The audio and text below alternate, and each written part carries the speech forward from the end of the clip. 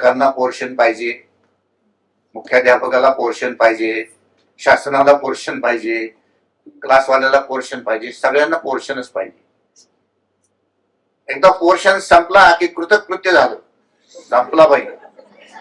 एकदा सत्यनारायण घरी करून टाकला, संपला पोर्शन. मी त्या बेबेडोह नावाचं गाव आहे इथं मावळामध्ये, तिथे टोटल क्वालिटी मॅनेजमेंटचं प्रोजेक्ट घेतलं होतं. शाळेची टोटल क्वालिटी मॅनेजमेंट, क्वालिटी सुधारायची म्हणून आम्ही सुरुवातीला गेलो शाळेमध्ये. त्या शाळेमध्ये गेल्यानंतर बसलो आम्ही असं, तर मी म्हटलं सुरुवात आपण असं करू सर की वर्गात जाऊन काही मुलांचं मूल्यमापन करूयात ना. म्हणते ठीक आहे करू.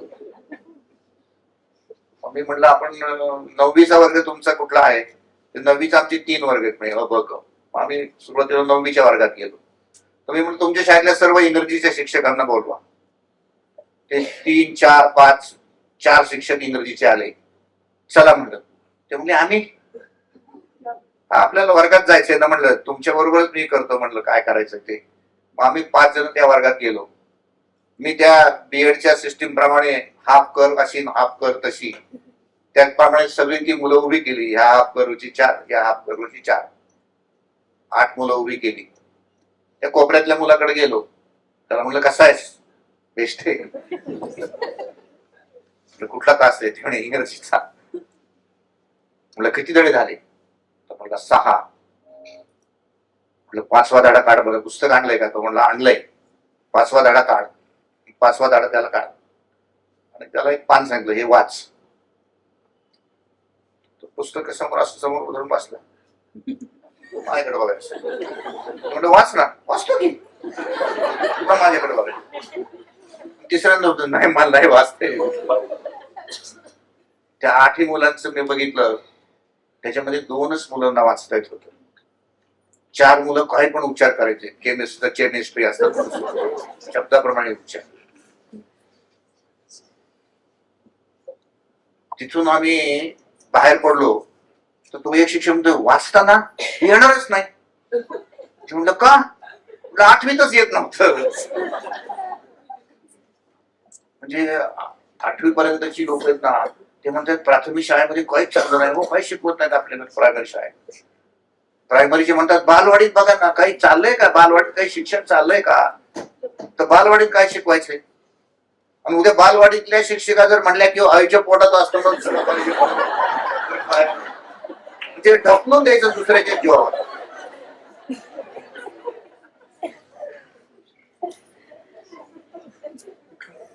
पाचवीच्या वर्गात गेलो तर ते पोरग इतकं टुळटुळ बघत होतं की मलाच वाटलं काहीतरी चुकलंय माझं. त्याला वाचायला सांगितलं, सांगायचं तसं बघत असतं ना तसं माझ्याकडे हसत होतं बघून. मला वाटलं माझं काहीतरी चुकलं की काय. मुलांना जर मूलभूत क्षमता विकसित झाल्या नाही तर त्याचं कसं भवितव्य घडणार, त्याची कशी मानसिकता शाळेविषयी पॉझिटिव्ह राहणार, शिक्षणाविषयी पॉझिटिव्ह राहणार. वाचन लेखन गणन या जर मूलभूत क्षमता असतील आणि त्याच मुलांना येत नसतील ना, तर मुलांची शाळेविषयी शिक्षणाविषयीची आवड कशी निर्माण होणार, त्याची सकारात्मक मानसिकता कशी निर्माण होणार, नाही होणार. पण का, कोणाला माहिती, कुणीच याचा विचार करायला तयार नाहीये. शासन नाही, शाळा नाही, कोणीच नाही. माझ्या शाळेत असे मुख्याध्यापक आहेत का हिमती की माझ्या शाळेत जा आणि 7वीच्या वर्गात कुठल्याही मुलाला जा, खणखणीत 60 ची 60 मुलं वाचतील. एका मुख्याध्यापकाने सांगितलं ना मी माझ्या खर्चाने जाईल ती मूल्यमापन करायला तयार आहे. नाही असं. मुलांच्या मानसिकतेमध्ये या सगळ्या गोष्टींचा अत्यंत महत्वाचा वापर आहे. आपल्याला मुलांची मानसिकता उत्तम करायची असेल तर त्याच्या आरोग्याचा उत्तम विचार करावा लागेल. आणि जरी अभ्यासक्रमात नसलं ना तरी शाळेमध्ये योगा, प्राणायाम, सूर्यनमस्कार आणि ध्यान या 4 गोष्टीचा तास कंपल्सरी असला पाहिजे. त्याचा मानसिकतेशी खूप जवळचा संबंध आहे. मेडिटेशनवर इतके रिसर्च झालेले आहेत की मेडिटेशननी कितीतरी मुलांची, कितीतरी मोठ्या माणसांची मानसिकता बदललेली आहे. त्याचे अनेक रिसर्च संदर्भ प्रसिद्ध झालेत ना. आपण शाळेमध्ये हा आग्रह का धरत नाही. आपण असं म्हणणार आहे, शासन थोडंच असं म्हणणार सातत्यपूर्ण सर्वंकष मूल्यमापनामध्ये तुम्हाला सगळी परवानगी आहे. त्याने 5-6 टूल्स दिले, काय ओपन बुक टेस्ट घ्या, हे घ्या, ते घ्या, तंत्र दिली. तुम्ही हे एक तंत्र टाका ना, की आमच्या शाळेचे मुलं रोज 11 सूर्यनमस्कार घालतील, आमच्या शाळेचे मुलं रोज 10 मिनिटं ध्यान करतील, आमच्या शाळेचे रोज मुलं प्राणायाम करतील. पण त्याच्यासाठी काही वेल एज्युकेटेड माणूसच पाहिजे असं काय नाही. तुम्ही आम्ही 8 दिवसात या गोष्टी शिकू शकतो. तुम्ही आम्ही जरी केला तरी आपल्याला उत्तम होईल ना. आता सगळ्या जगाला कळलंय की ज्याची योगासन, ज्याचे योगामध्ये ज्याची मास्टरी होती त्यांच्याकडे करोना गेलाच नाही ना, बाकीच्यांच्याकडे गेला. मग हे सगळं प्रसिद्ध झालेलं असताना आपण का नाही सिस्टीम मध्ये आणू शकत? मुलांच्या मानसिकतेमध्ये आपल्याला याचाही विचार करावा लागेल. आणि एक सर्वात महत्वाचं शेवटचं आहे की ज्याला आपण क्युम्युलेटिव्ह रेकॉर्ड म्हणतो. क्युम्युलेटिव्ह रेकॉर्ड म्हणजे शाळेतल्या प्रत्येक शिक्षकात, विशेषतः क्लास टीचर जवळ एक वही पाहिजे. त्या वहीमध्ये समजा तुमच्या वर्गात 43 मुलं आहेत, एका पानावर एका मुलाचं नाव, मग त्या मुलाची सगळी कुंडली त्यात असली पाहिजे, की त्याचं नाव, त्याचं वय, त्याची उंची, त्याची आईचं शिक्षण, आईचं इन्कम, वडिलांचं शिक्षण, वडिलांचा इन्कम, त्याच्यावरून सोशो इकॉनॉमिक पोझिशन कळणार आहे की त्याच्या घरी किती जागा आहे, किती लोक राहत आहेत. हा झाला त्याचा सोशो इकॉनॉमिक पोझिशनचा. त्याच्यावरून त्या मुलाची घरची पोझिशन काय कळेल तुम्हाला, की घरची पोझिशन इतकी जर खराब असेल त्या मुलांची तर त्याला काय शाळेत शिक्षा करणार तुम्ही?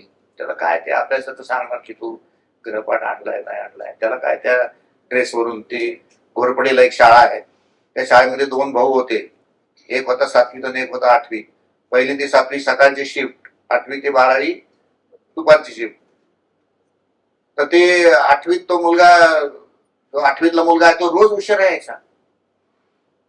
सगळ्यांनी त्याला शिक्षा केली, सगळं केलं, सगळं झालं. शेवटी एक शिक्षक म्हटला की मी आता याच्या घरी जाऊन बघतो याच्या नेमकं काय प्रॉब्लेम आहे.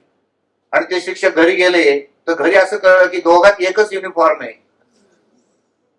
ते सकाळचं शिफ्टचं पोरग घरी यायचं, तो युनिफॉर्म ते दुसरं पोरग घालायचं, शाळेत जायचं, म्हणून त्याला उशीर होत होता. आता या मानसिकतेचा कोणी विचार करायचा? या मानसिकतेचा कोणी विचार करायचा? काय पोझिशन असते, सोशल इकॉनॉमिक पोझिशन घरची काय आहे, ती जर संपूर्ण तुम्हाला मला माहित असेल तर तुमचा माझा अप्रोचच त्या मुलाच्या विषयीचा बदलणार आहे ना. त्या मुलाकडे बघण्याचा दृष्टिकोनच तुमचा माझा बदलणार आहे. तो जोपर्यंत सकारात्मक होत नाही तोपर्यंत तुम्हाला वाटतं की ह्या मुलाची आर्थिक परिस्थिती अत्यंत खराब आहे, मी त्याला काहीतरी मदत केली पाहिजे, सहकार्य केलं पाहिजे. माझी आर्थिक परिस्थिती खराब असेल तर समाजात खूप चांगले घटक आहेत ना, त्यांच्याकडून मी त्याला काहीतरी आर्थिक मदत मिळवून शकेल, ते काम तुमचं माझंच आहे ना. तर त्याची मानसिकता एकदा उत्तम झाली तर मग तो शाळेत आनंदाने उत्तम राहील ना. त्यामुळे क्युम्युलेटिव्ह रेकॉर्ड मध्ये जसं हे सुरुवातीला टाकलं, त्याच्यानंतर मग त्या मुलाचं प्रोग्रेस कार्ड, गेल्या वर्षी त्याला किती मार्क पडले होते ते सगळं, त्याच्यानंतर त्याचे पॉझिटिव्ह पॉइंट्स, किंवा चित्रकला उत्तम आहे, खेळात बॅडमिंटन छान खेळतो, त्याच्यानंतर त्याचे निगेटिव्ह पॉइंट्स, की बोलायला अत्यंत वाईट आहे, शिव्या देतो सारखा वगैरे. मग तुम्हाला कळेल की ती कुंडली बघितली आणि ती वहीच जर 5वीतनं 6वीत गेली, 6वीतनं 7वीत गेली आणि 10वीत जाताना त्या मार्क लिस्ट पाहिजे ही वही जर तुम्ही दिली त्या मुलाला, पालकांना, हे तुमच्या मुलाचं 10 वर्षाचं रेकॉर्ड, त्याला आपण क्युम्युलेटिव्ह रेकॉर्ड शब्द इव्हॅल्युएशन मध्ये वापरतो. क्युम्युलेटिव्ह रेकॉर्ड ही बेस्ट, की तुमच्या मुलाची 10 वर्षाची ही कुंडल, त्या सगळ्या मुलाचं संपूर्ण पोझिशन कळेल की लहानपणी कसा होता, प्राथमिक शाळेत कसा होता, 7वीत कसा होता, 8वीत कसा, प्रगती कशी होत गेली किंवा अधोगती कशी होत गेली, मानसिकता त्याची कशी कशी रंगत गेली. हा सगळा जर विचार आपण केला तर मग मला नाही वाटत की मुलांची मानसिकता किंवा मुलं खराब होतील. शेवटी मुलं चांगलं होणं हे तुमचं माझं काम आहे. त्या दृष्टीने आपण सर्वजण प्रयत्न करू. ग्लोबल फाउंडेशन, एवढं मोठं ग्लोबल नाव किती भारी आहे, ते ग्लोबल फाउंडेशन आपल्या बरोबर आहे. तर असे काही प्रोग्राम तुम्ही तयार करा तर खरं म्हणजे या चर्चासत्राचा काहीतरी उपयोग होईल. तुम्ही अशी वेगवेगळी टूल्स तयार करा, कारण तुमच्याजवळ खूप मोठी शक्ती आहे म्हणजे ज्याला आपण बौद्धिक क्षमता म्हणतो ती तुम्ही वापरायचा प्रयत्न करा आणि सर्व शिक्षणाच्या संपूर्ण शिक्षण प्रक्रियेची मानसिकता विद्यार्थ्यांच्या माध्यमातून आपण बदलूयात. त्यासाठी शुभेच्छा देतो आणि थांबतो.